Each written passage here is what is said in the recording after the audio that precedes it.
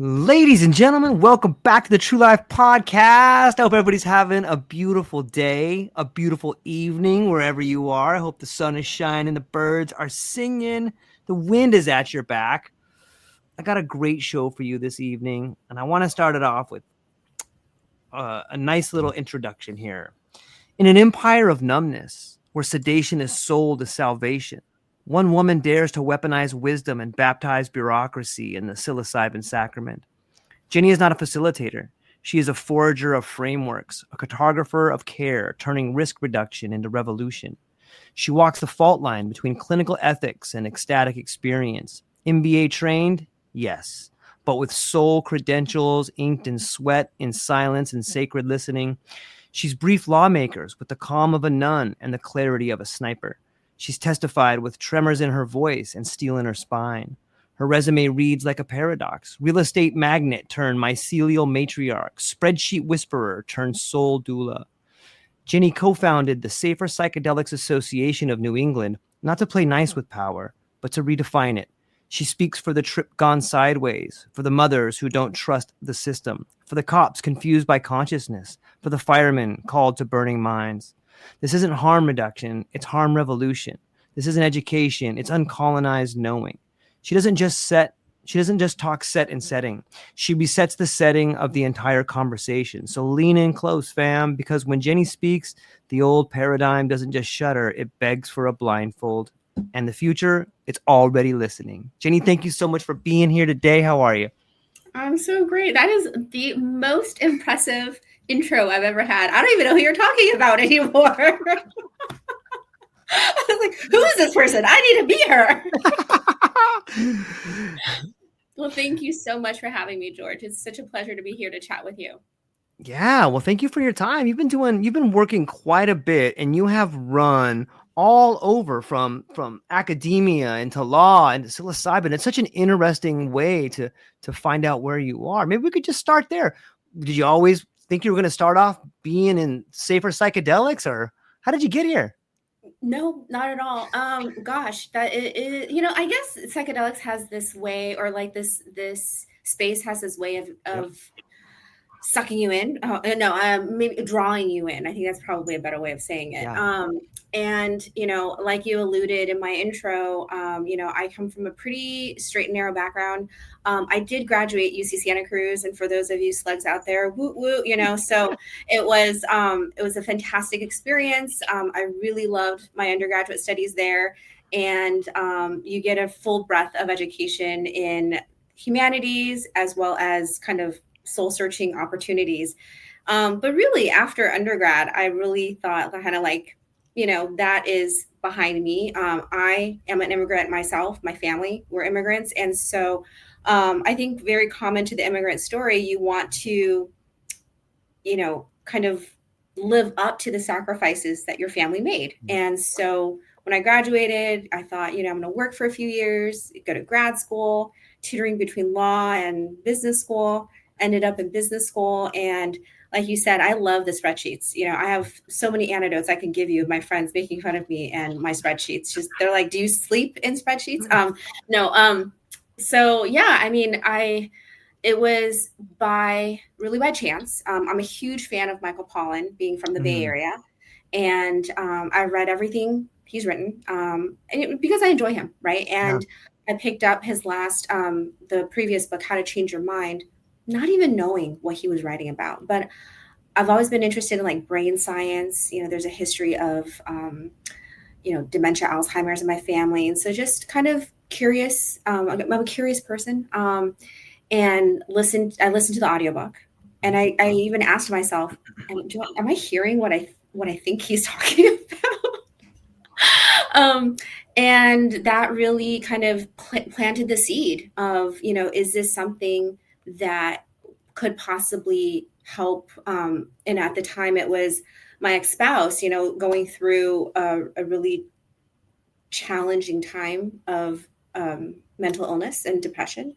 And through that process, I really discovered how much healing I personally needed, and I think, being, again, this is probably a very prototypical story. You have you're an immigrant or a child of immigrants, you have the stoicism. So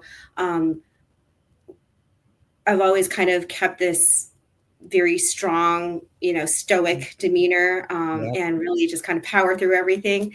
And I just, after psychedelics, it just really blew away that system. I realized how dysfunctional the paradigm that we're living in. So that's the short version. I love it. Thank you for sharing that.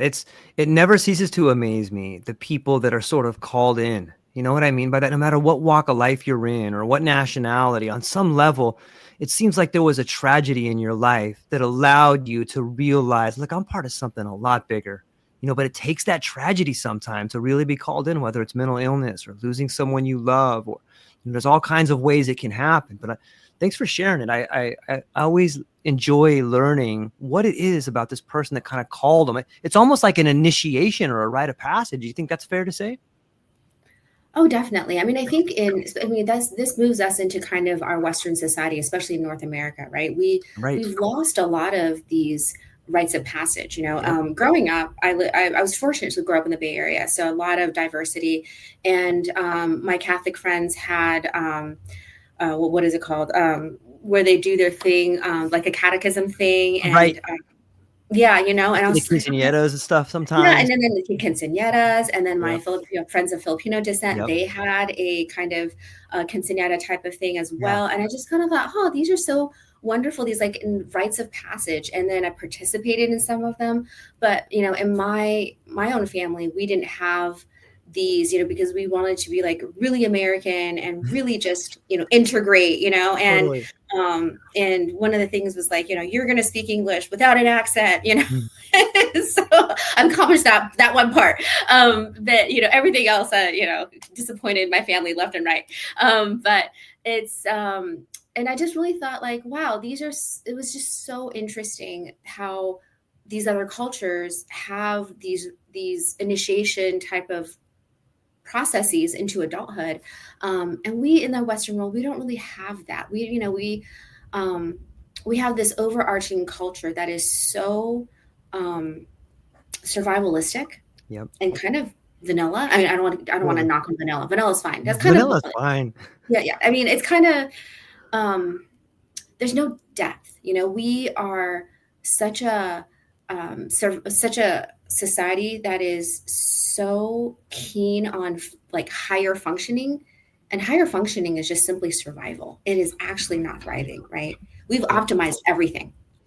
Great. We don't even have to leave the house to grocery shop or to say hi to our friends anymore, right? And so yeah, we're at peak optimization, and now we're optimizing like our talk about all the wearables out there, all the supplements, just the if you peruse Reddit casually, you're going to see people that are taking like Yep. 15-20 supplements a day, and they're like 25 or something, like I'm Yeah. just, yeah, it's just wild. It's interesting.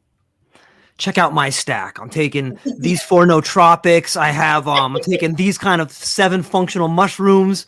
It's Right, so crazy. It's like, exactly. I whoa. mean, there's nothing wrong with that. I'm not I knocking it at agree. all, right? I But take a bunch now of them. I think if we look at the kind of the history of our progression, like we've optimized our lives so well, and now we're like turning almost against ourselves in a way, right? Like our Yep. body is not optimized enough. We need to optimize our body. Like this is the last frontier, and Yeah. it's self-hatred. I mean, that might sound Woo. harsh, but it's a little. I love it. It's yeah. It's just it's penalizing to ourselves. It is. Somewhere along the line, I think that we put an optimization mask on a society that's so specialized. That's not the right way to say it, but let me just say it this way. In a world obsessed with optimization, what does it mean to heal rather than just function? Right. Yeah. Excellent question, right? Because like healing, we don't prioritize healing, right? We prioritize Mm-mm. function because function leads to productivity, and Yes. productivity is short term, right? So I studied businesses as a graduate student. That's what you do as an MBA. And, Right. now when I look back on, I'm like, that seems so boring. But, again, I'm not knocking anyone here. If that's what you're into, that's cool. Like I was into that, like I did the whole thing. Right. Right. But survival or like optimization is shallow, right? Yes. Healing is deep. Healing is really inefficient, and it often looks so like lackadaisical, like a wasting time, right? Yes. No, there's as much time as there is time, right? Like Yep. it's healing looks inefficient because it's resting, it's grieving, it's actually taking a moment for yourself to unlearn something that might be harmful to you, right? And it's just non-productivity. And in our super hyper late stage capitalist Yes. society, there's no time for healing. you know Yep. so yeah, it's challenging to when someone says, I mean, you see this in the corporate world too, at least, I mean, I Of felt it. course. Like, if you are not well and you need to take time away, our Good our luck. capital system, yeah, doesn't allow for that. Not at all. There's something Yeah. wrong with you. It's so strange to me, the corporate world. Like we have gone so far down this road of productivity that we no longer really care about healing. We put on the mask of healing. Oh, are you okay? Okay, get to work then. Okay, are you okay? Because you've been out for 2 days. Are you sure you're okay? Like, what's your problem? What they're really trying to say is, we need you here now. I don't care what's happening to you. And Right. people And if you feel can't come that. back, I got to look for someone else. Yes, yep, without a doubt, without a doubt. There's this illusion of safety. There's this illusion of healing. There's this illusion of we care, but so much of it is like, what's the bottom line? And you get it. Like in a world of so much competition, people are stressed at the highest level, at the lowest level. Do you think that is what's causing? Like, there's so much mental illness, and sometimes I'll flip to the DSM and just be like, look at all of these labels that we've created for people. What a convenient way to make everyone have a label and have it be their fault, and to not push it back on the system and for insurance companies on so many levels. Am I being too hard? Yeah, no, I completely agree with you. Like Okay, good. we need a label for everything, right? Because We God forbid, how would an insurance company hold this to refund or whatever, right. reimburse for the service, right? So it's, I mean, this is the paradox, right? We live Okay. in this system, and we have to be able to function in it somehow. I'm a huge believer in like, okay, this is what we have, and we got to do what we got to do, right? Yeah. I also believe that change happens. And so I've been thinking about this a lot because, Okay. and again, I don't want to get like too personal about it or make it too Yeah. much, this thing, but my grandparents immigrated to US, Okay. right? And then subsequently my parents, and then, everyone, and my brother and I, and everyone else. And they were young. My grandparents were not that young when they immigrated. They were in their 50s. So imagine going to a Wow. new country and like not speaking the language and then having your whole family come with you, right? It's Resilience. like, yeah, it's courage, it's resilience, Yes. it's hope. That is what it is. It is hope, right? Yep. And when I think about the hope and just the post-war America and what America stands for. And, I've been doing a bit of travel and through Southeast Asia, and happened to be in a place where they're celebrating the end of the American War. We know it as the Vietnam War. And just seeing the resilience of people and just thinking about, what does this mean? What is this country that I belong to, or that I'm, a citizen of? And do I still feel like I really belong there? Like, I feel like America was this beacon of welcoming and like, we care. And now we've optimized ourselves. We still have this mask of we care. But Right. we don't, right? Like there are other countries that just simply don't care, and they don't pretend that they care. Like, I could think of a few countries that are just kind of like, no, we don't really care about our people. And we're still trying to straddle this, but maybe it's ending a little bit, because I think our country has also shown some of its colors, right, in recent political developments. Yeah. And maybe this is in a way good in some ways, because it's at least it's honest. And we cannot have any change without honesty.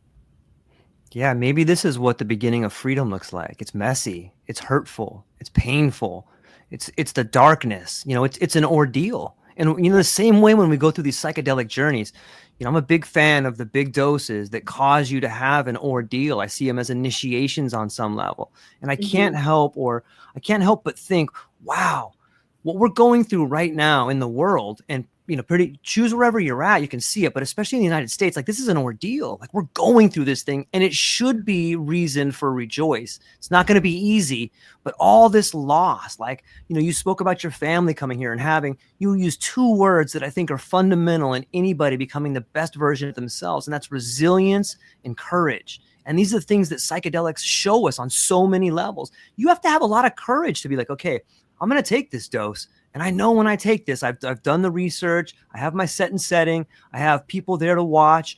I've done all the responsible parts about it, but it still takes courage to sit down and look at a giant plate or sit down in a ceremony somewhere. There's a lot of courage that needs to take place in order to have real change happen in your life. What are your thoughts on that?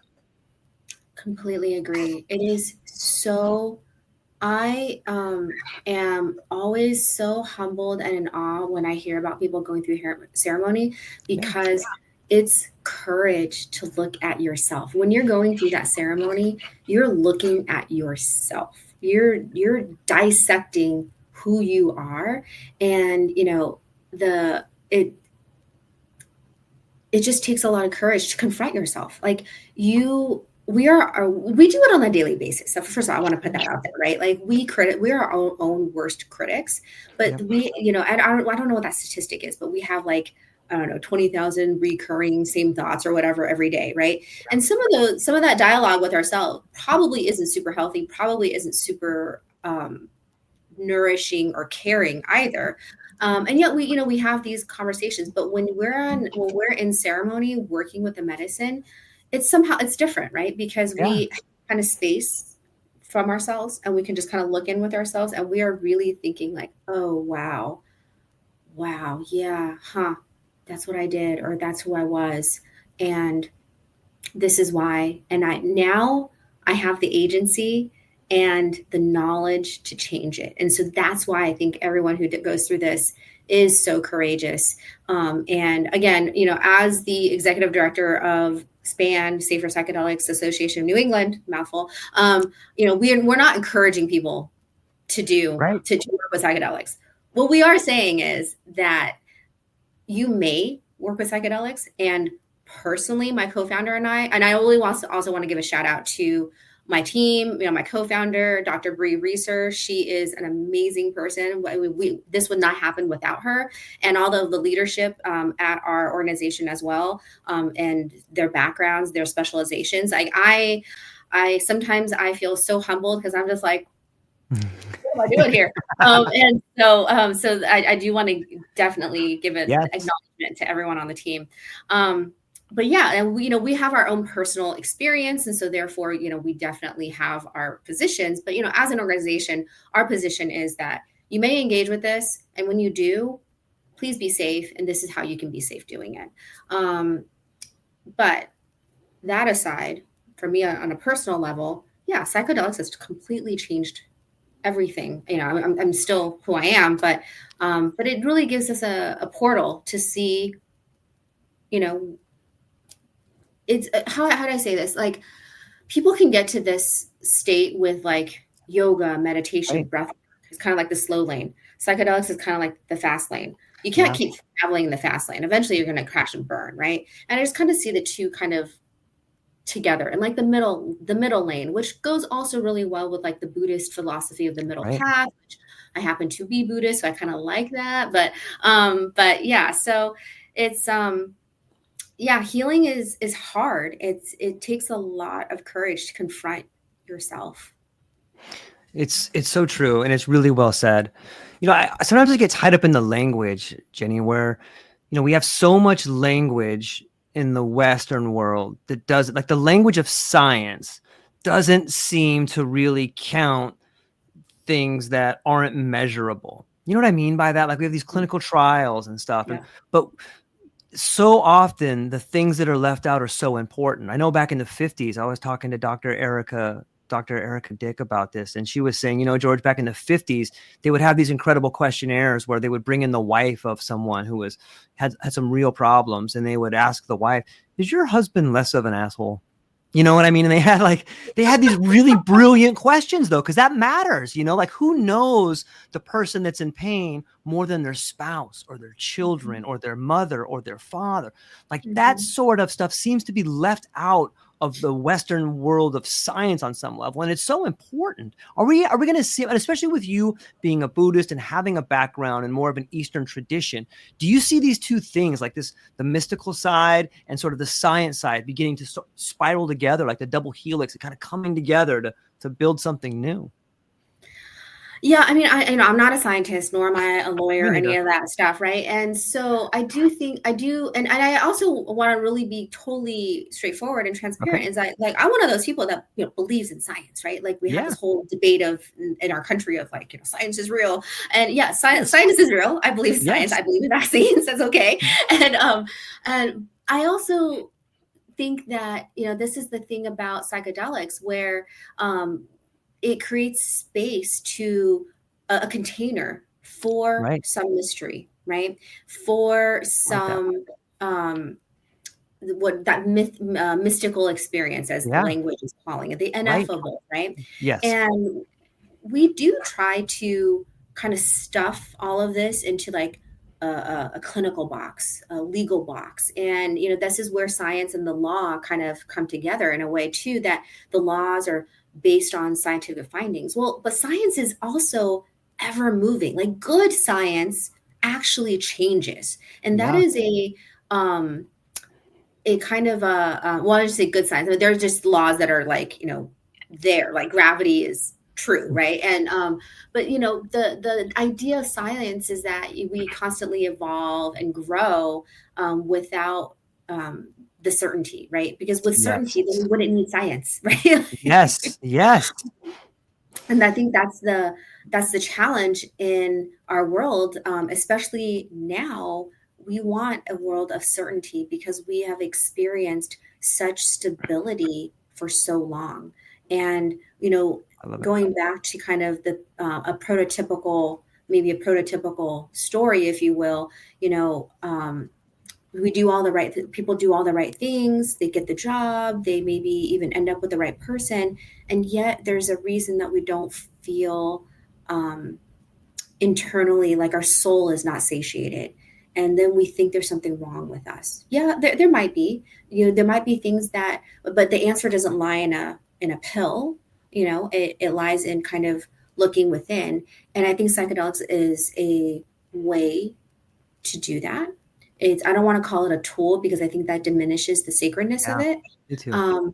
But it does allow, again, people reach these states without psychedelics, right? And that's totally possible. And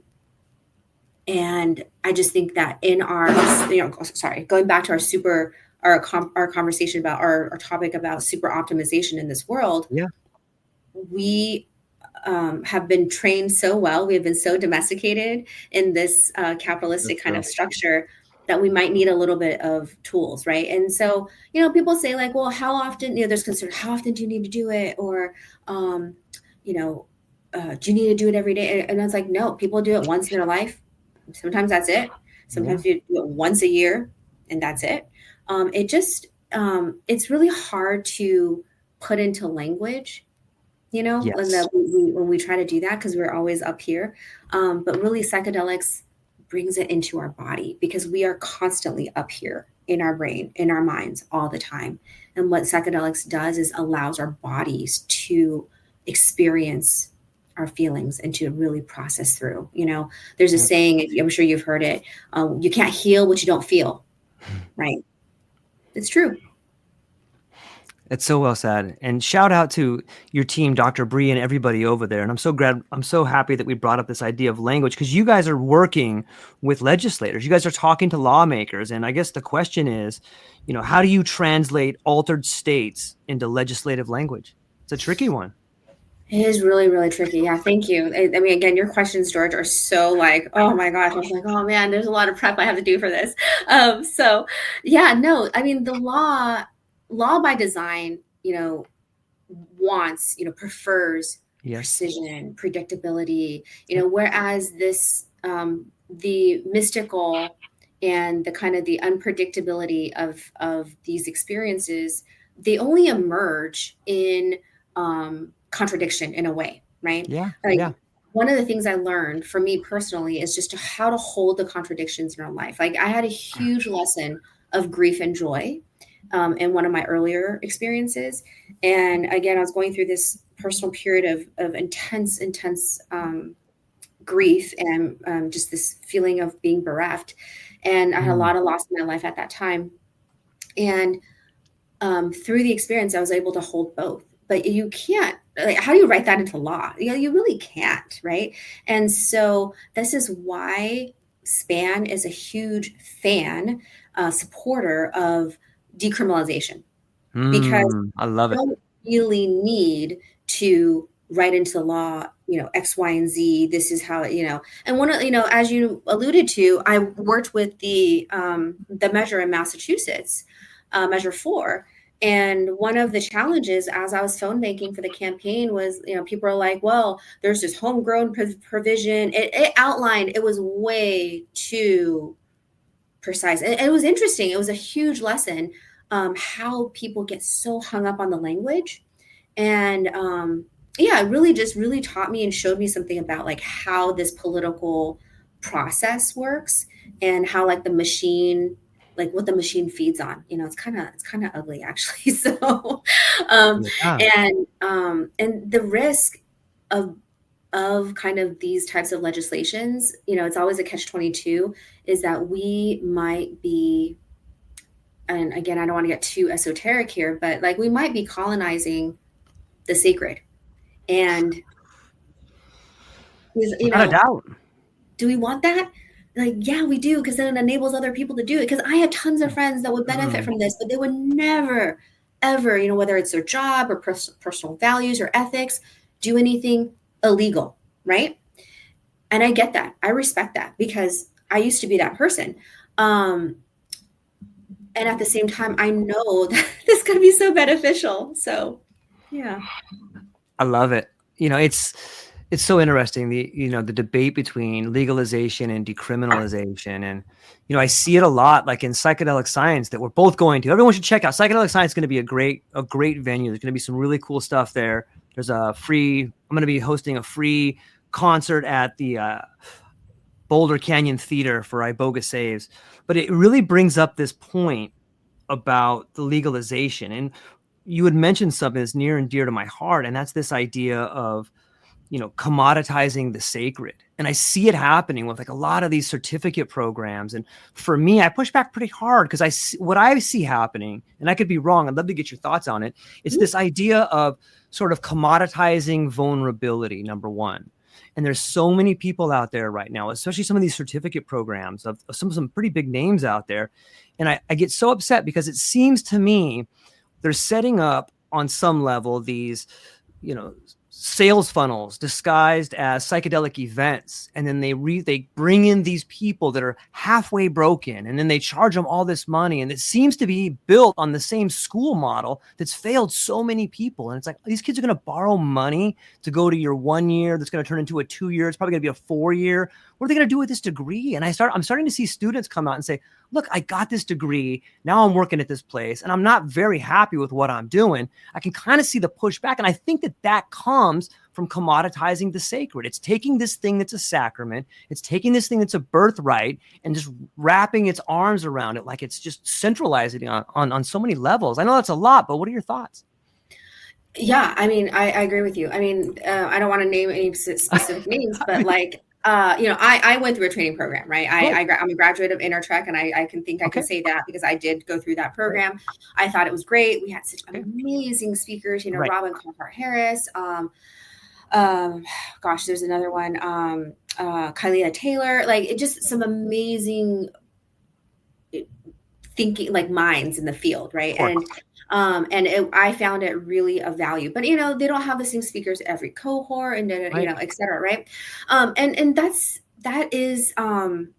the risk, right? Like, we need systems to be able to hold the sacred without domesticating it in a way, right? I can't think of No, the it's beautifully word, said. but It's in a perfect. way of just and you're totally right. There are graduate programs. California, there's a few, right? There's one at, like, I think Cal, right? And then big names, like big names, right? Yeah, Like Stanford's totally. doing a lot of psychedelic research as well. There's a lot of clinical trials going on. And there's, graduate degrees. And I totally even confess, like, I perhaps this is just me. I suffer from imposter syndrome. And I thought, you know, I work with these amazing PhDs, these super smart people. I'm supposed to lead them somehow, or lead this organization somehow. Maybe I need another graduate degree. And I was just like, and then thank goodness, the people around me, like, yeah, no, you can do it if you want, but you're good at what you do. And I'm just kind of You are. like, I'm decent, thank you. You're good. But yeah, but we all fall into that, right? Like, Yeah. this idea of, like, more. Whether it's, for some people, it might be the bigger house, the bigger car, the better Yes. job. And for me, apparently it's collecting letters behind my name. Like, we all have this thing, right? So, like, and I'm just like, you know what? No, enough is enough, right? Like, how do we feel and be okay? But I think that's the thing. Like, I think one of the things that our system really does is to tell us we are not okay, Yeah. to have us consume more, to have us buy that wearable, Yep. add to that stack, like, Yeah, totally. you're not okay. Take this, drink this, and you'll be okay. And we live in that system where we're constantly optimizing and being told this is what you need in order to be okay. And social media doesn't help. Social media. I think that maybe perhaps I'm being naive on this, but I genuinely think it started out as a positive thing to connect you Yeah. with people from afar, family members and so forth. And now every 2 seconds, maybe even 20 milliseconds, whatever it is, you're being sold something, right? Yeah. Our attention has been commodified as well. And this is why psychedelics is threatening in a way too, if you think about it, because when your consciousness is open and you realize, hey, I could be okay. I don't need to mindlessly scroll social media. I don't need to purchase every single thing that's being advertised to me. I can choose where my eyeballs lay. I could choose to read a book, a magazine or whatever. Yeah. And that's scary because that is disruptive, right? So I I love guess that's that. just manifesto there. I love it. You're getting all Ted Kaczynski on us over here. Oh, I'm just kidding. I'm just kidding. But but might that be though? Like, might that be something that all of a sudden people get wind of? I know that, when you start looking back at the 60s, some people say, like, look, that's the exact reason this thing got shut down, is that it dissolves boundaries. It allows you to maybe see things in a way that you didn't before. Maybe it breaks that hypnosis that we're all under. And maybe that's something that people in charge are like, wait a minute, I don't know if I want another 60s revolution. And maybe that's the reason for the medical container. Maybe that's why it's so heavy on the medical language. And maybe that's why we're building an industry around it to medicalize it on some level. I know that's kind of an outlandish thought a little bit, but what are your thoughts on that? Might it be something that people don't want? Oh, definitely. I mean, I think that's the thing, right? Like, when and I think that there's something that you said that I think that really resonates with me. So thank you for that. Is that you're talking about values, right? Yes. And what this world talks about is, what this world is selling you are visions. This is how you can be slimmer. Yep. This is how you can be faster. This is how you can be, bigger, whatever it is that you're looking for, right? And when we talk about values, that can be kind of threatening to people, right? Because we're sharing Yep. our idea of, what's safety, what's access, what's dignity for people, right? And what can Beautiful word. actually help people heal, and for public health, right? And so you alluded to earlier about kind of you had said something earlier. I can't remember what it was now, but what came to mind was how access, the medicalization of this. Yep.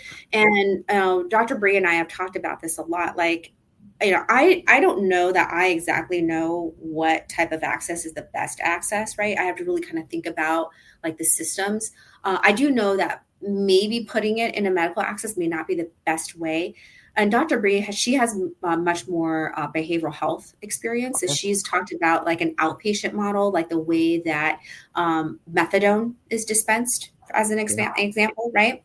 And that, but obviously with more guardrails, right? And so we don't want to just give it to people and have them go home. And so, but in a way where we have existing, like, we're really smart, like we're smart and we can figure Yeah. this out. And I think it's just bridging the pragmatics of policy and kind of the poetry of the ineffable, right?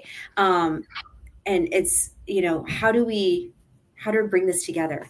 It's really hard in a I know. legal and a medical model. And then now it's like, I feel like we are so polarized on what people want. Like, again, people are envisioning, right?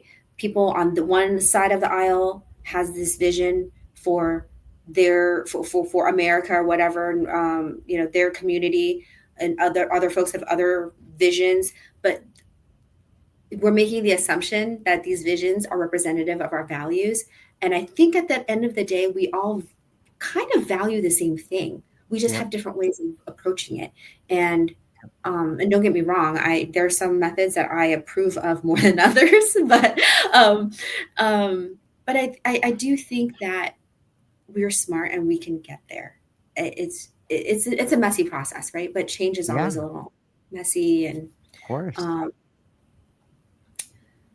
I guess I kind of, one example that's coming to mind right now is, my friends are starting families, and having a child in your life is hugely disruptive, Yeah. right? It's messy, it's loud, it's disruptive, but it's also beautiful, right? And it's something that you, um, you don't want to just power through raising your family, right? Like, you really want to enjoy that moment. And I think this is kind of, we are birthing in a way, excuse the metaphor here, but we are kind of birthing a new paradigm. At least that's what I hope we're doing. And, the point of SPAN is that we're hoping to kind of give some guardrails and some foundational support for this new framework, to enable people to engage with medicine and substances safely. It's so well said. You brought up the word dignity. I'm like, my heart sank a little bit. Thank you for that. Dignity, grace. Like, this is what's going to allow us to move from, it. Dignity and grace will allow us to be the midwives of an awakening versus the middlemen for misery. You know what I mean? Like, Yeah. we need these things more than ever right now. And I see them on the forefront. People like you and Dr. Bree and Dr. Jessica Rochester, Matt Zeman. There's so many incredible people out there that are really taking a step back and being like, okay, look, it's going to be messy. We need to watch out for this part over here. We need to watch this. But I want to shift gears just for a moment. You've been working with a lot of first responders, and at Safer Psychedelics Association of New England and Spanbase, you guys have really been working with some people in the trenches on the front line. Can you share with us like some stories about like what are you guys seeing out there? Are there trends? Are there things you should be aware of? Or what are you and Dr. Bree and the team over there seeing as you're working through all these things?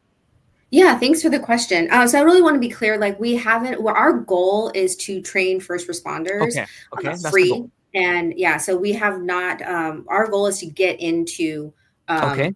firehouses, police stations, and so forth. One of Beautiful. our advisory council members is a lieutenant in the Winthrop Police Department. He's a peace officer. He's MAPS trained, a phenomenal human being, right? And so he's really giving us some guidance on, what type of responses stations are seeing, precincts are seeing. Yeah. We're also working, we're also, well, not, I want to say we're working, we're supportive of decrim efforts in the city of Boston. So Beautiful. in Eastern Massachusetts, Somerville, cities of Somerville and Cambridge are decrimmed right now. And there is an effort to decrim in Boston. With decriminalization, we anticipate that, and there's a statistic in our ebook right now, and I can't pull up I can't remember the statistic right now, but there we suspect we anticipate that there will be a slight increase in emergency calls. And so our goal is to train first responders how to respond, not react, right? Respond. Good choice. We also think it's super important to get out to parents, teachers, Yeah. community members, right? Especially in underserved communities where, maybe kids have a little bit more freedom. Maybe they just have more time, like I had a lot of free time as a kid. And so, maybe there's more experimentation, right? Yeah. And so our goal is to provide, we have 3 excellent free webinars trainings on our site right now. You just have to give us your email and we'll email it to you. So unsubscribe after that if you want. But our goal is to provide these as low cost as possible because we want to educate as many as possible. We think of it as kind of like a DARE program, but like the opposite of DARE. Like we want to teach you how to engage safely, not abstain, not abstinence. Yeah. Yeah. But yeah, really, like the DARE model is a good model, right? It's like everywhere, right? It's so pervasive, and it's like, even decades after the fact. I think there's somewhere in my dad's house, there's a DARE T-shirt somewhere. Totally. But it's kind of that. That's what we want. We want that type of consciousness for psychedelic response. I love it. I think there's something so beautiful in the messaging too. And I was talking with a gentleman earlier today, and we came to this idea about the contagion of awareness. You know what I mean? Like it's interesting to think about how awareness becomes contagion. And that's the same way in which, something might go viral but especially with a program like you're doing, how do you make it contagious? Like you want it to be inviting, like you want to reach the kids that are experimenting already. Absence is just, that's not going to work. But what can you, let's talk strategy for a minute. Like, how do you make it contagious? Like, how do you sit down with your team and talk about the best way to get it into these neighborhoods? Do you change the wording of it? Do you have someone go in? Do you have a band come up and maybe there's a concert, or like, what are some of the strategies you're using to make this policy contagious? Yes, to all of it. No, do it. Tell me more, George. What should we do? No.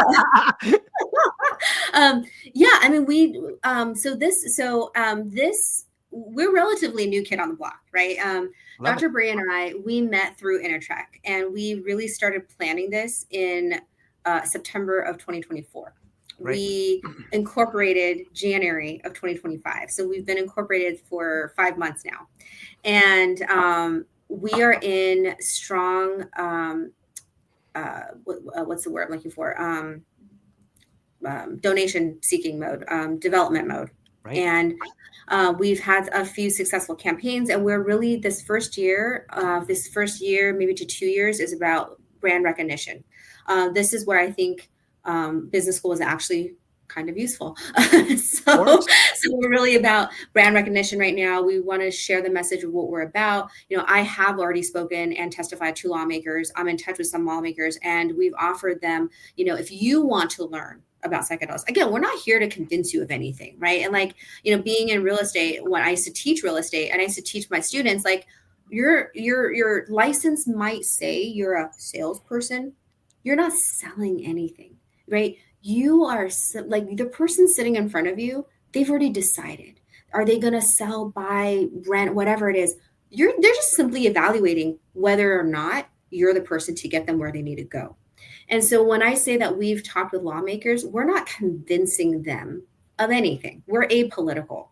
What we are for is education. If legislation is presented to you and you do not understand it, as a lawmaker, you probably shouldn't vote on it. But that's not what happens, right?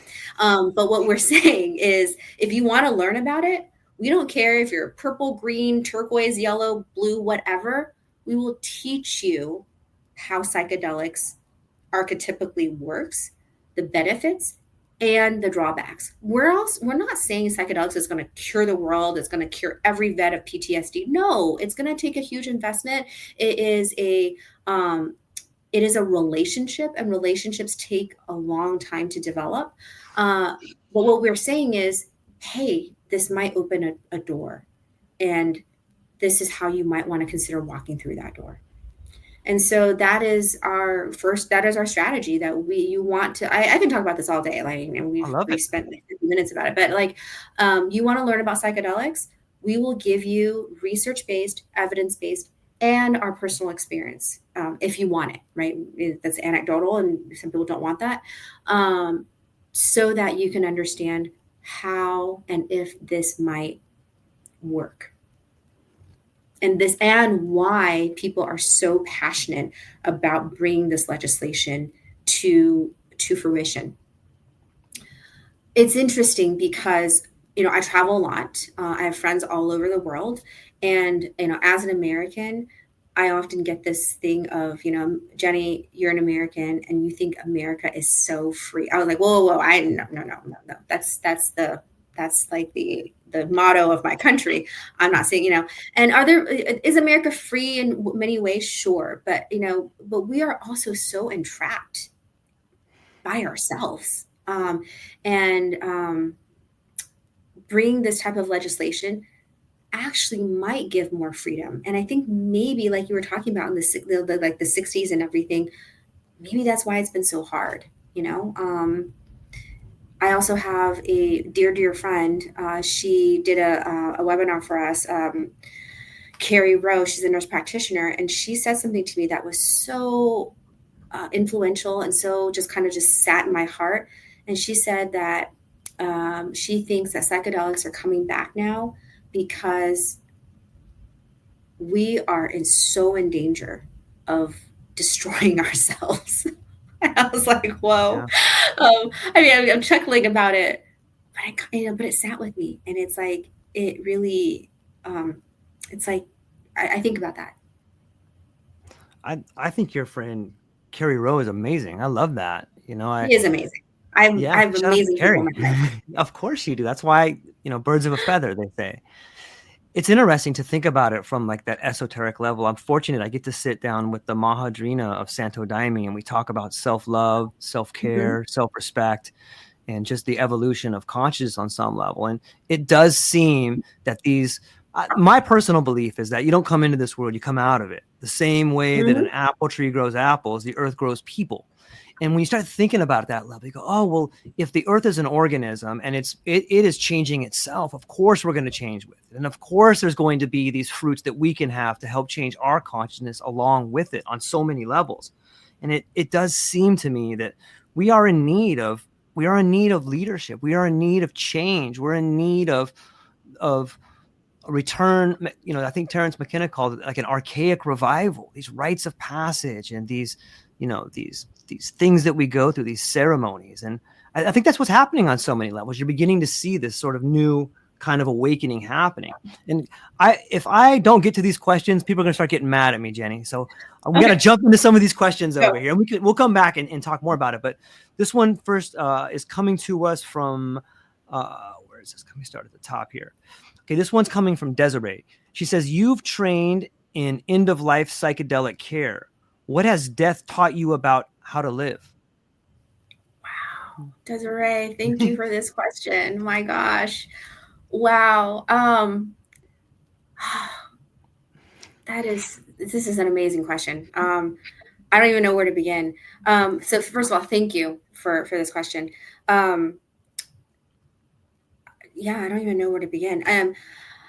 I think for me, just as a personal contrast, I really, really liked certainty. Previous. I joke with my friends. I have Jenny 1.0, and then we kind of went through like 2.0, 2.5. I'm somewhere between 3 and 4 right now. Maybe, I don't know. There's infinite versions, right? Because there's always updates out there. Like, we're always getting updated. So I think for me personally, that I've learned that less certainty doesn't mean chaos. So just Mm. my background, I needed a lot of I had a lot of hypervigilance, a lot of certainty, and I needed a lot of certainty or perceived certainty. Let me be more accurate on that. And it didn't, and I felt that this control, um, I could control my life, so to speak, right? And I think a lot of people, I don't want to speak for a lot. I don't want to speak for, be so blanket on it, but I do think a lot of people suffer from this, Of and course. we see it in our government, and so we're. Um, and so less certainty. The biggest lesson I learned is like less certainty doesn't mean chaos. It doesn't mean that my life is going to end and it's going to fall apart. What it does mean is more humility, more humbleness.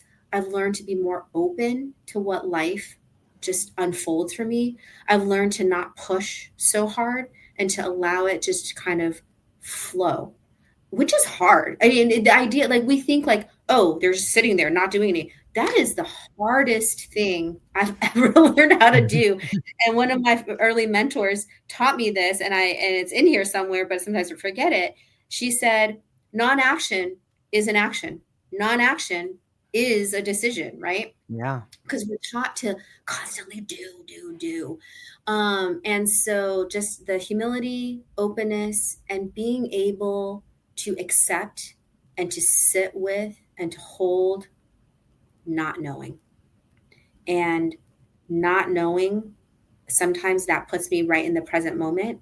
And being in the present moment is the biggest lesson I've learned about living life. So thank you, Desiree, for that question. Yeah, it's beautiful. Sometimes the not knowing allows for so much more freedom too, because we're constantly searching for answers. Or you ever find yourself talking to someone like I think they're wrong, or like the truth is I don't know, So you just say like Yeah. I'm not sure. Like it's so freeing on so many levels to not have to be in that fight or flight mode of conversation or side monologuing or stuff like that. But not knowing is a beautiful thing that breeds curiosity, right? And question Yeah. marks look like scythes, and you can tear things down when you start having the right questions. And it's Desiree. Yeah. Thank you so much for that. I love it. Thank Let's you. come over here to Neil. Neil says, "How do you hold space for someone when they become the storm?" How do you hold spaces when we behind the storm? I guess let me make sure I'm understanding this Yeah. correctly. Like they've become disruptive in your life, and now I guess I'm trying to kind of maybe make sure I'm understanding that, or maybe you're in ceremony with each other and they're having a challenging time. Um, okay, let me just answer this Yeah. generically, Neil. Go I'm for not it. sure if I'm gonna if Yeah. this is He'll be be stoked to hear. helpful. So I'm just offering this to you. Um, I think the ability to sit with anyone, regardless of whether they're okay or not okay, or whether you're okay or not okay, and it's totally Yeah. acceptable to not be okay, right? I really want to make sure that people understand that, and because we're constantly told that we're not okay and we need to fix that not okayness, right? Um, I think the ability to sit with anyone is the first starts in the ability to sit with yourself. So if someone is chaotic, if someone is um,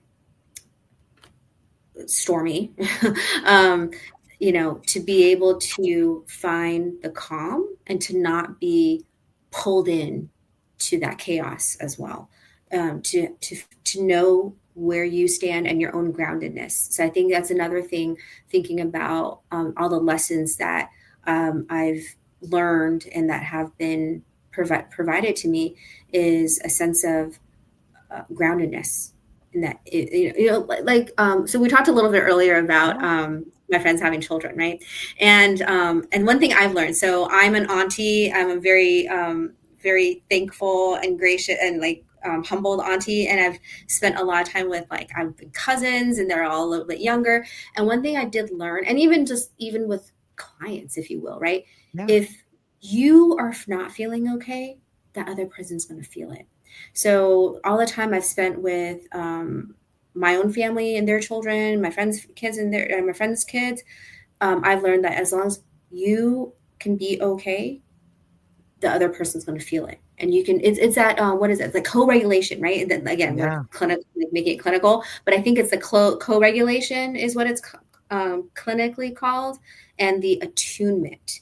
So Neil, I hope that whatever you're going through, or that your friend or loved one is going through, like, I hope they really get what they need. And I hope you get, that you can receive what you need to. Yeah. So thank you for that. Yeah. Thanks, Neil, for chiming in.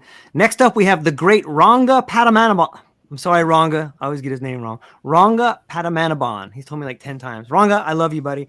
He says, what does culturally sensitive harm reduction actually look like when no one is watching? I love you, Ranga. It's beautiful. I love that you have these like regulars and fans. Such great questions, honestly. This is such a great conversation. Thank you for that question, Ranga. You know what? Doing the right thing doesn't matter who's looking or not looking.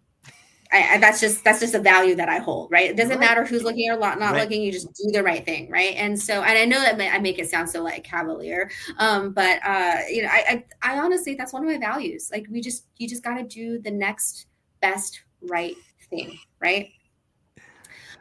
So being culturally sensitive. So one of the things that we talk about a lot, like I'm located in the city of Boston. I don't know if the statistic is that accurate anymore, but Boston is historically pretty racist.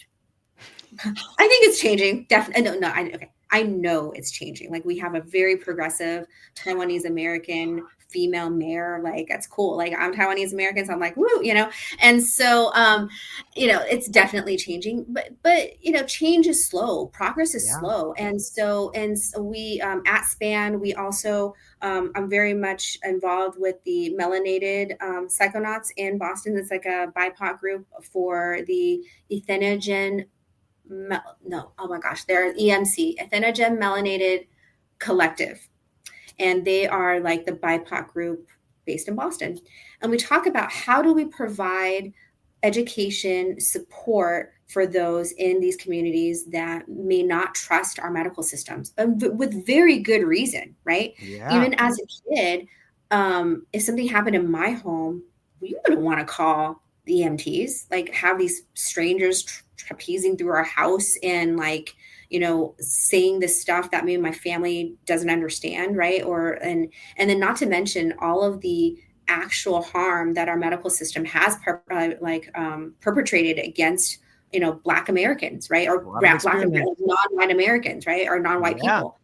And so we talk about just cultural attunement, and which is why we are so passionate about training teachers, community leaders,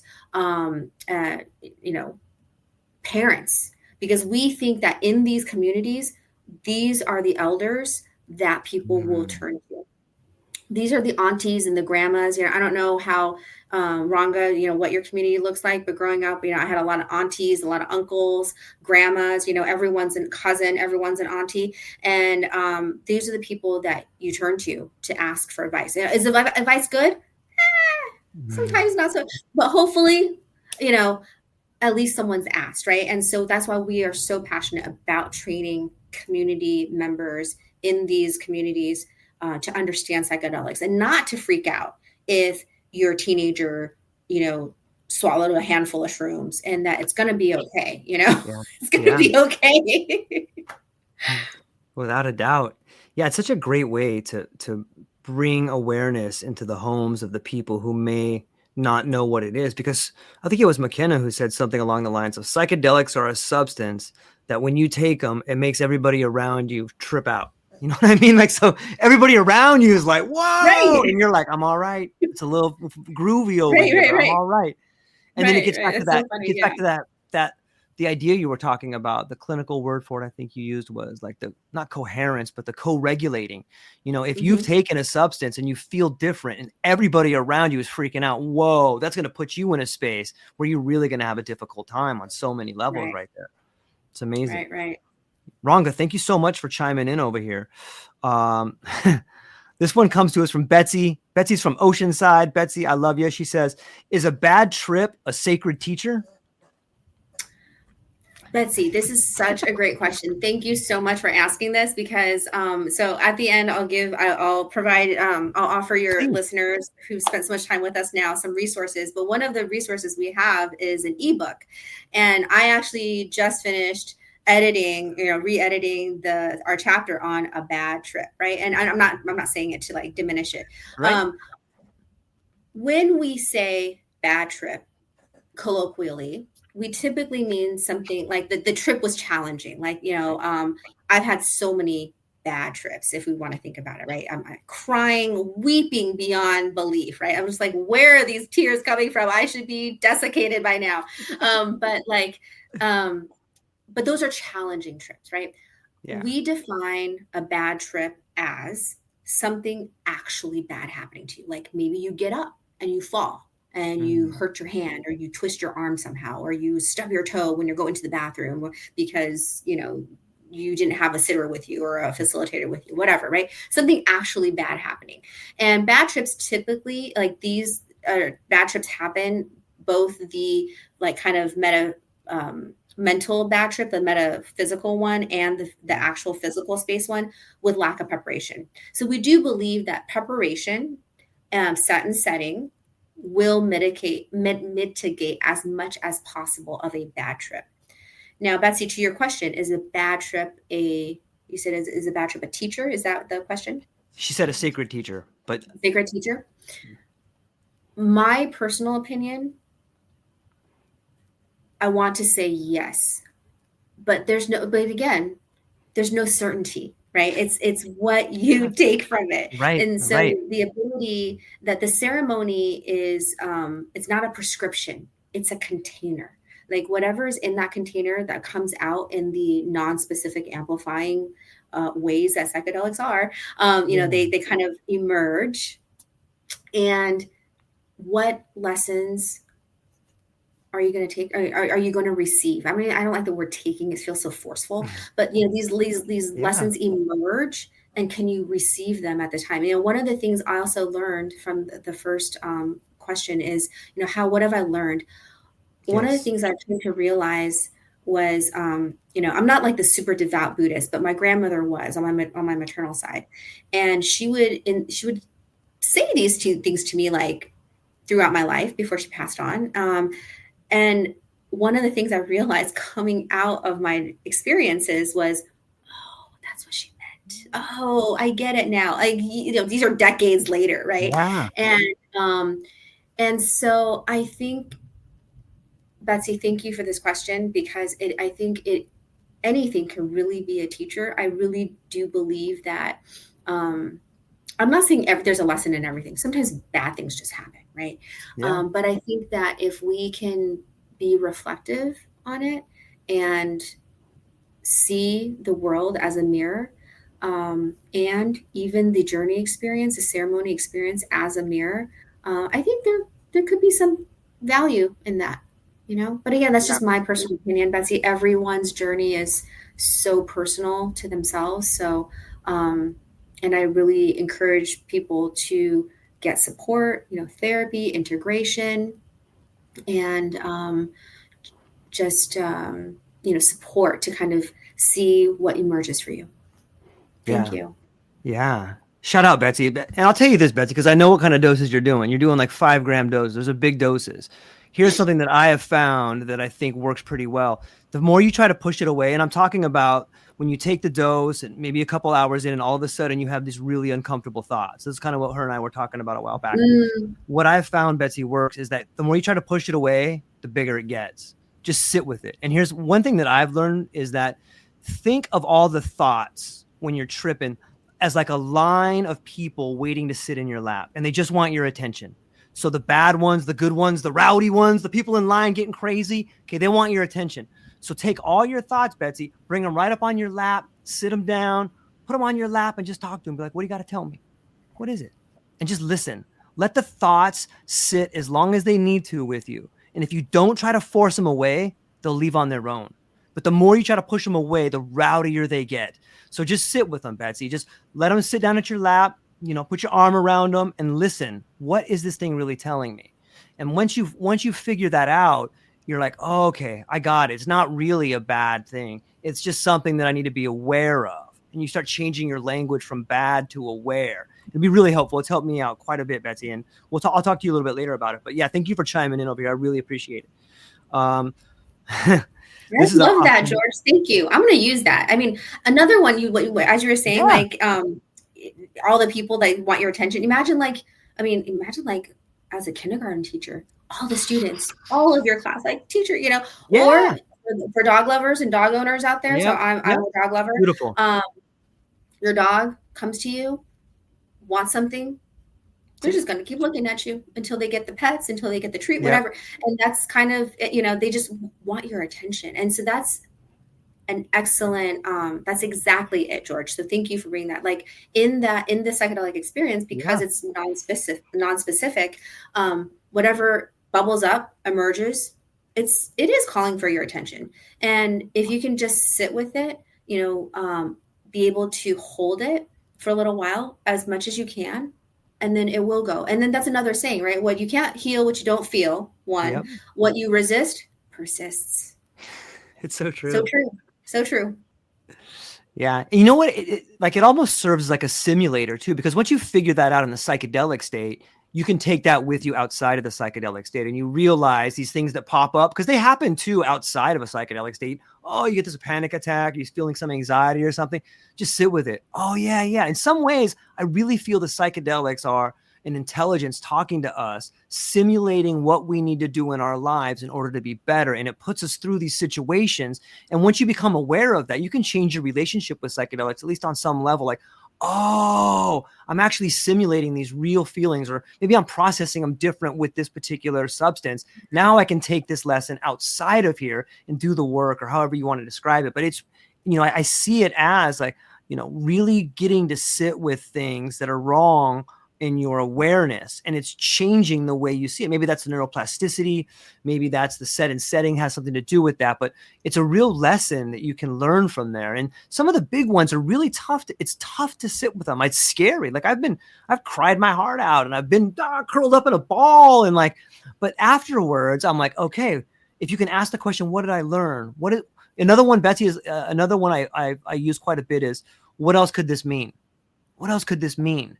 And if you sit with what else could this mean, you got that reticular activating system. It'll find another reason what it is. So try sitting with that one too. What else could this mean? Who's this one coming from? This one has no name, but the question is, what does the mushroom say to capitalism? Whoever you are, it's a brilliant question. Love it.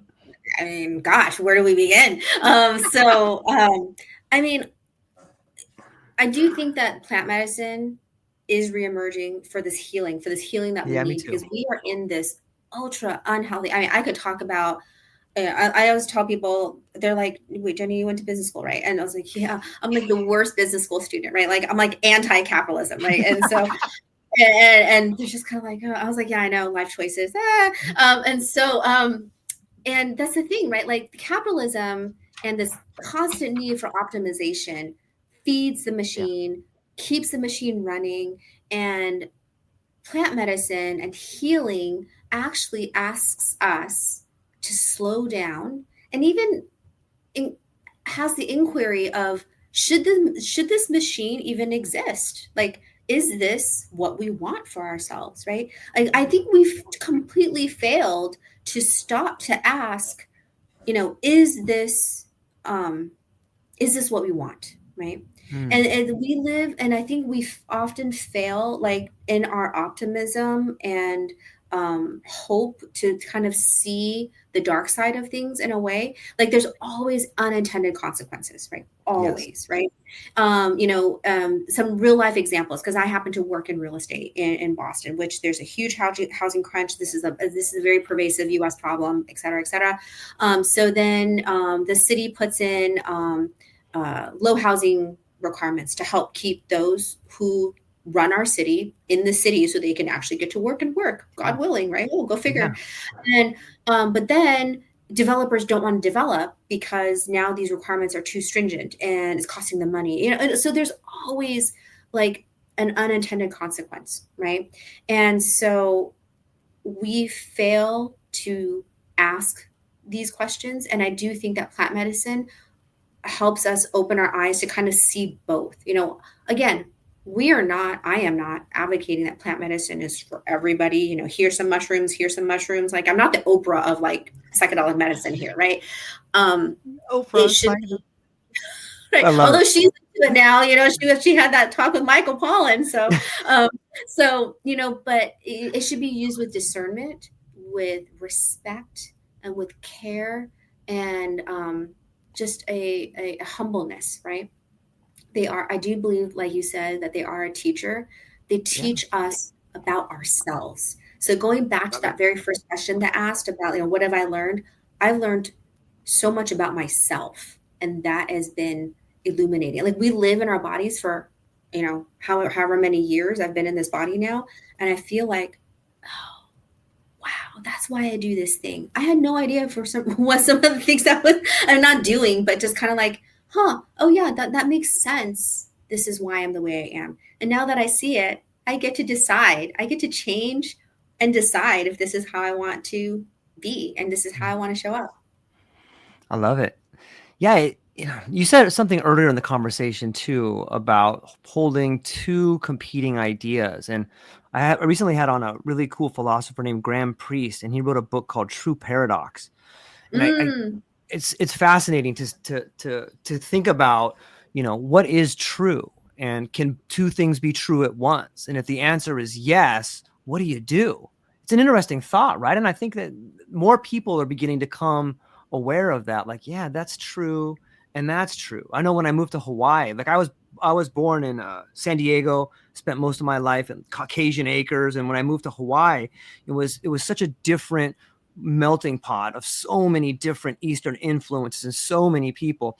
And I remember I was talking to this gentleman from Japan, and I had one idea of what happened in World War II, and he had a whole nother idea. And I remember sitting with him and being like, "Oh, and I'm a, I don't want to say I'm ashamed because I don't want to betray my former self, but I didn't know. I didn't yeah, know, and it's so okay. You didn't know yeah, what you it didn't is. know. You don't know Yeah, what you don't know. And so yeah, when I talked with them, that's one of the first times I realized, like, oh, both of these things are true. This is what I was taught, and that's what they were taught. Like, both yeah. things are true. And I think there's some real learning that can get done whether it's through psychedelics, because I think they can teach you that, or whether it's traveling. But what are your thoughts on that? About maybe we can jump back to that two things being true and how that intersects with psychedelics. Thank you for this question, George, because so I was recently in Ho Chi Minh City, right, Saigon, and they April 29th. I don't know if the world knows this. I did not know it. Was the Vietnamese call it the reunification day of North and South. Obviously during the war, Americans supported the South, the North Viet Cong communists, right, Yep. and the North won, right. And then so it was funny. I was texting my friend, and he asked me, "Oh my gosh!" I was like, "This is fascinating." As an American being here right now. And he's like, "Did you Yeah. know?" I'm like, "No, of course I didn't know. I'm American. We don't talk about our losses." Like, Right. I was like, and it's also fascinating because my grandparents fled communism, right? And then like my other grandparents on my other side, like fought communism, like actually in the war, took a Yeah. bullet, fought against the Japanese and all these things, right? And what I make this analogy with psychedelics in a way because here I am physically traveling our earth, our home, right, our globe, Yeah. and just kind of expanding, literally, kind of in this life, expand or Yeah. in this plane, expanding my horizons. But psychedelics, they call it a trip for a I reason. You are know. literally journeying, right? And when I Yeah. say, "Hey, you need to prepare," it's like, "Oh, you're going to go to Hawaii tomorrow. You're going to go to Barbados tomorrow." Do you just jump on the plane and you don't take anything with you? So you need to prepare. So I've had people say, "Jenny, this is just too much work. I don't want to do this." Okay, then you really don't want to do it. You really just don't Yeah. want to go. And they're just like, "What do you mean?" I'm like, "It's a trip. It's a Yeah. journey. You prepare for it the way you would if you're actually traveling somewhere. Are you going to bring your swimsuit? Are you going to, how Yeah. many pieces of underwear are you going to bring? Whatever, and just I'm being facetious and silly, but it is literally kind of expanding your horizons so that both can be true. right? Because your truth is your experience of it. And I think sometimes we, especially in the West, especially in North America, especially in America, our biggest export is our culture, right? We export, this is what a family looks like. This is what a vacation looks like. This is what a picture perfect Instagram post looks like, right? And this is what music should sound like, and this is what people should look like, right? And then so someone was making fun of like my American teeth because everyone gets braces, and so so our biggest export is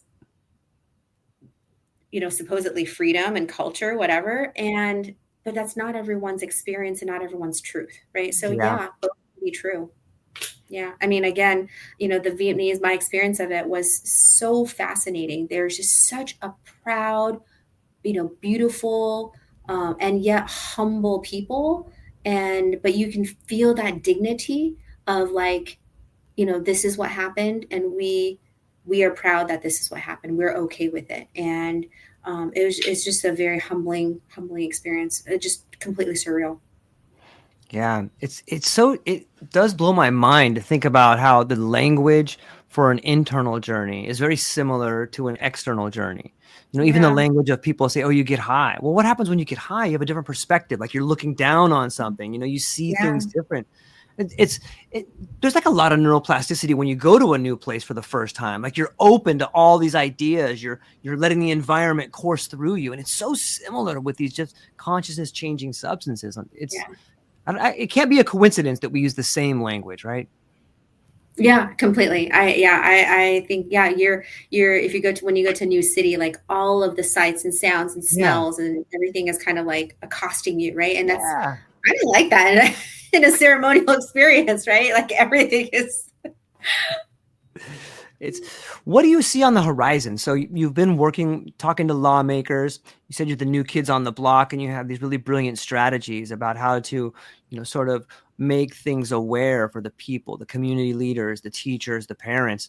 What do you see as the next step for Safer Psychedelics Association of New England? Yeah. We really hope to educate, and in that education process to Yeah. influence, lawmakers to, while we're not advocating for any specific Right. laws, we've been asked to give our input on Yeah. them, right? Both Bree and I are trained as psilocybin facilitators, and of course, she has the doctorate of behavioral health as well.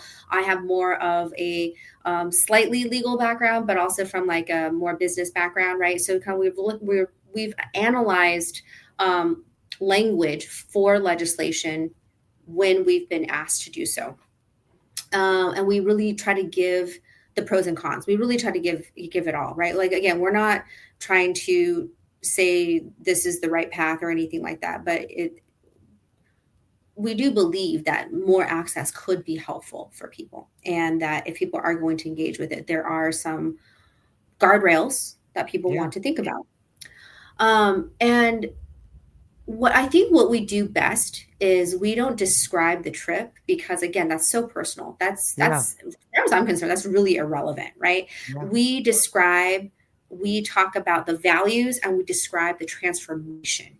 And the transformation, if we were talking earlier about the science of it, the science is there. Like people leave these experiences transformed. And when I think about why it's taking so hard, why it's been so hard and taking so long, it's because this type of radical transformation is so threatening and so foreign, right? I mean, think about, I mean, I Yeah. again, I'm trying to I like kind agree. of bring our exterior to our interior and then vice versa. But if we think about everything that is outside of us is created twice, right? Once it starts here, in Yeah. here first, and then gets translated out, right? So everything that our government is doing right now, this is like the second iteration of it, because the first iteration's in here somewhere. Yeah. And if we look at our protectionist policies, we are regressing, right? And again, I'm not trying to make this into like a political conversation at all, but we are, there is massive fear out there.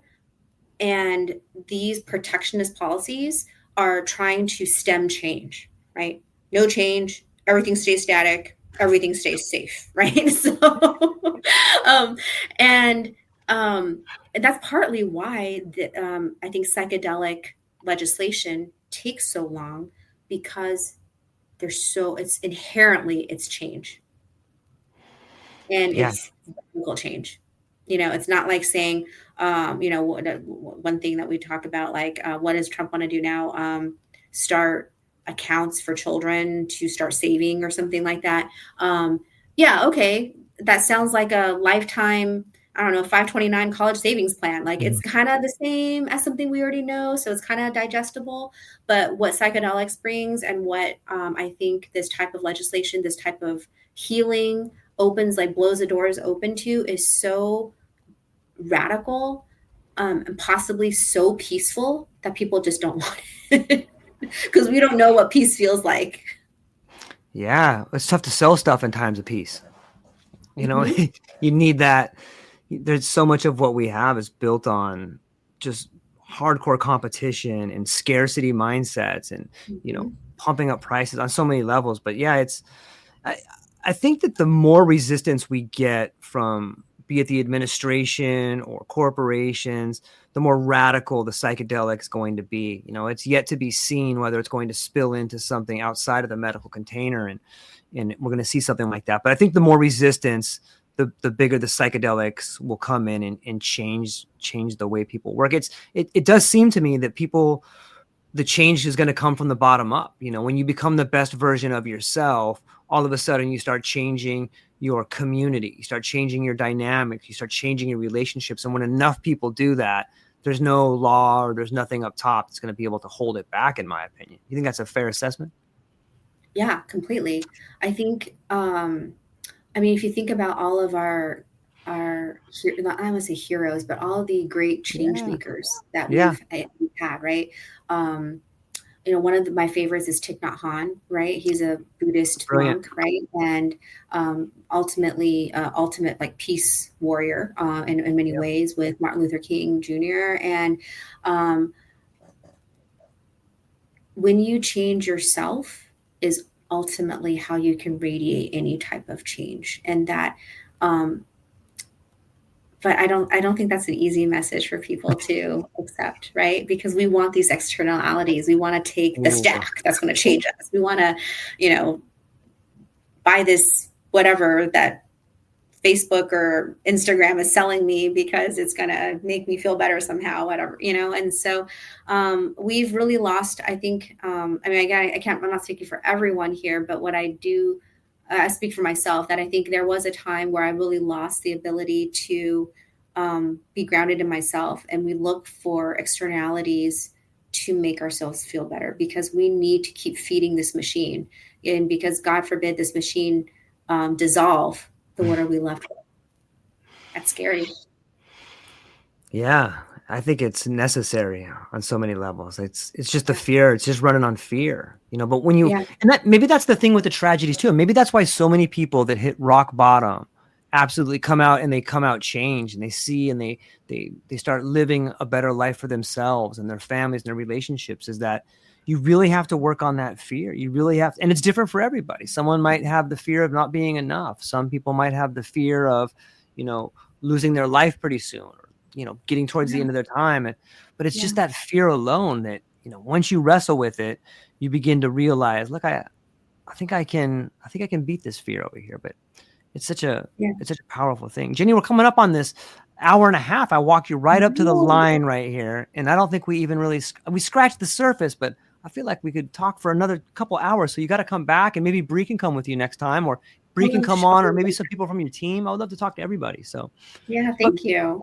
yeah, but before we land the plane here, where can people find you? What do you got coming up? What are you excited about? Yeah, thank you. So as you mentioned earlier, we're going to be at Psychedelic Sciences. So if anyone's interested in attending, our organization has a discount code for tickets. You can get 15% off. If the discount code, should I just pop it in the chat, or what should I do here? Yeah, yeah. Can you do that? Can you go, if you go down, there should be a present button right there. Should allow Okay, you to hold on. pop it up. Present um, slides and PDF. Oh, should I share screen? Oh yeah, can you do that? I don't know if I can do that. Well, you know Hmm. what? Here, let me just tell it to people. It's Tell, just and I'll put it in the span. show notes too. Okay, thank you. SPAN 15. That gets you 15% off of the tickets for the conference. We will be there. So if anyone is attending, please come up to us and introduce yourselves. We'd love to get to know you. We also have a LinkedIn. Follow us on LinkedIn. We also have IG. You just Google us, spanbase.org. Spanbase, that's SPANBASE.org. Our LinkedIn, you can just Google or not Google, search, I guess, on the top, Safer Psychedelics, and we have our LinkedIn there. We have volunteers, and we also, I'm remiss, I want to give a shout out to our volunteer team, because without them, none of this could happen. So our volunteer team, they're wonderful. They volunteer with us because they also believe in the mission and to get this information out to people who really need it and who can benefit from it. So thank you to you for having me here. Thank you to all our supporters, and thank you to your listeners for all these fantastic questions. So evocative and deep. My gosh. Yes. Well, hang on briefly afterwards, Jenny, but to everybody within the sound of my voice, Desiree, Betsy, Neil, Ronga, I had a few people without their names. Put your names in. I want to give you guys some credit. So thank you to everybody that listened with us today, that hung out. And Jenny, hang on briefly afterwards. To everybody, have a beautiful day. Go check out the links in the show notes. Check out Jenny and Span, and check them out at Psychedelics today. Once again, the company's Safer Psychedelics Association of New England, spanbase.org. That's all we got, ladies and gentlemen. Have a beautiful day. Thank you.